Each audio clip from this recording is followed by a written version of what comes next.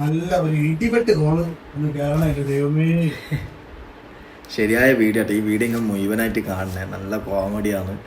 നല്ല അടിപൊളിയായിട്ട് ഒരു സെറ്റാക്കി കേട്ടോ. നല്ലൊരു കണ്ടന്റാണ്. കണ്ടോക്കിക്കെ അടിപൊളിയാണ്.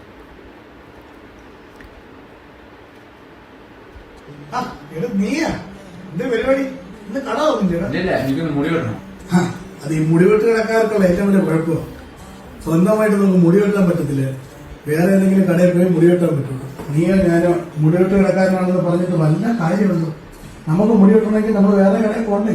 എനിക്ക് അറിയാൻ പറ്റിയാലേ ശരിയാവുള്ളൂ. എന്നാ പിന്നെ വാ, കേറി തുടങ്ങാം. വാ.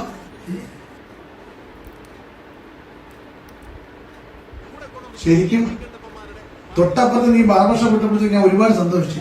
കാര്യം എന്താണെന്നറിയോ? തൊട്ടടുത്ത് നമുക്കൊരു സഹപ്രവർത്തകം ഉണ്ടായിരുന്ന എപ്പോഴും നല്ലതാണ്.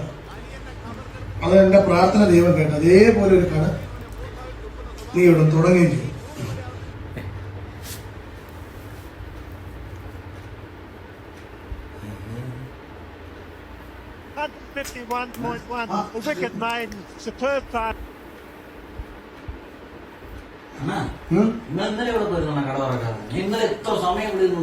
ഇന്നലെ എനിക്ക് പഞ്ചായത്തിൽ ഒരു ആവശ്യമുണ്ട്. അങ്ങനെ പോയിരിക്കും.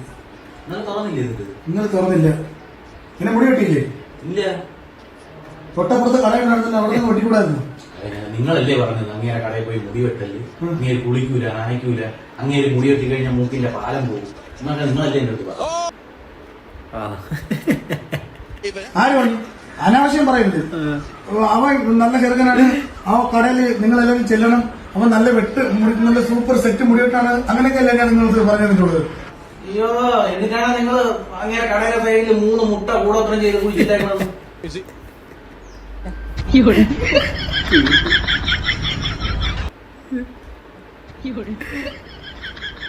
ചങ്ങായിട്ട് തുടങ്ങി വെച്ചല്ലേ.